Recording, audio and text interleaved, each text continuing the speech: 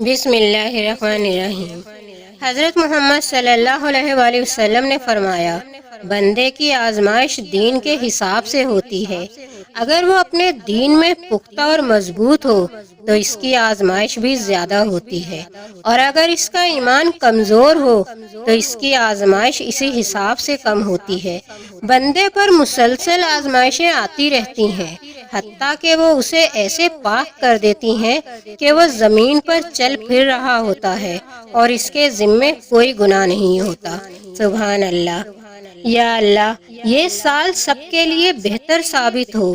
بے سکون دلوں کو قرار عطا فرما، جو پریشان ہیں ان کی پریشانیاں دور فرما، جو بے اولاد ہیں ان کو نیک اولاد عطا فرما، جن بیٹیوں کے رشتے نہیں ہو رہے انہیں نیک رشتے عطا فرما، اور سب کو نماز ادا کرنے کی توفیق عطا فرما، آمین۔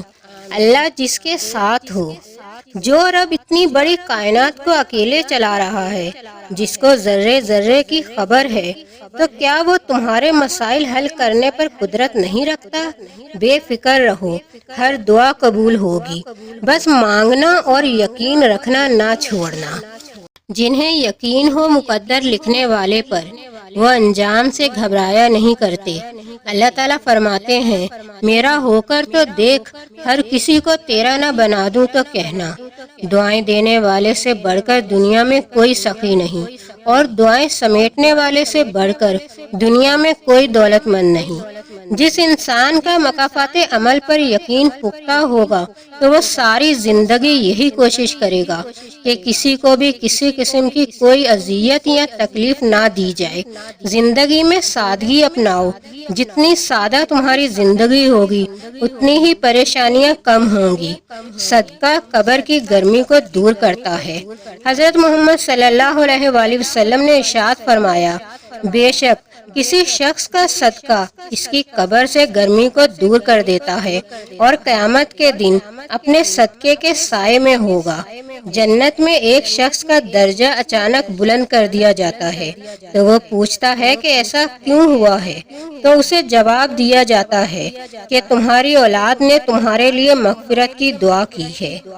توبہ کی مہلت ملنا بھی اللہ کا ایک بہت بڑا احسان ہے۔ جس کی جیسی نیت وہ ویسی کہانی رکھتا ہے۔ کوئی پرندوں کے لیے بندوق تو کوئی پانی رکھتا ہے۔ یا اللہ، جو زندگی گزر گئی اس پر تیرا شکر ادا کرتے ہیں، جو زندگی باقی رہ گئی اس پر تیری رحمت کے طلبگار ہیں۔ ہم سب پر اپنی رحمت کے دروازے کھول دے، آمین۔ لوگوں سے ڈرنا چھوڑ دو، عزت اللہ دیتا ہے، لوگ نہیں۔ اللہ تعالیٰ کی رحمت کی نشانی یہ ہے کہ انسان کو اپنے عیب نظر آنا شروع ہو جاتے ہیں۔ زندگی کی ساری بلندیاں رب کے آگے جھکنے سے ملتی ہیں۔ دیواروں کے کان ہو نہ ہو، فرشتوں کے پاس قلم ضرور ہے۔ تم سجدوں کو نہیں چنتے، تمہیں سجدوں کے لیے چن لیا جاتا ہے۔ بے شک اللہ صبر کرنے والوں کے ساتھ ہے۔ صبر جنت کا ایک خوبصورت راستہ ہے۔ تکلیف میں صبر سے کام لو، کیونکہ سونے کو آگ سے آزمایا جاتا ہے اور مومن کو تکلیف سے۔ آپ اپنی زندگی سے بھلے خوش نہ ہو، پر کچھ لوگ ایسے بھی ہیں جو آپ جیسی زندگی جینے کے لیے ترستے ہیں۔ شکر ہے کہ موت سب کو آتی ہے، ورنہ امیر اس بات کا مذاق بنا لیتے کہ غریب تھا اسی لیے مر گیا۔ زندگی جب دیتی ہے تو احسان نہیں کرتی، اور جب لیتی ہے تو لحاظ نہیں کرتی۔ سچے انسان کو ہمیشہ جھوٹے انسان سے زیادہ صفائی دینی پڑتی ہے۔ دنیا میں سب سے تیز رفتار چیز دعا ہے، جو دل سے زبان تک پہنچنے سے پہلے اللہ تعالیٰ کے پاس پہنچ جاتی ہے۔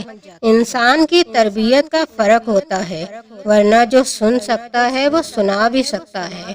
بس اللہ پر یقین رکھو، وہ تمہیں ویران کنویں سے نکال کے ساری سلطنت کا بادشاہ بنا سکتا ہے۔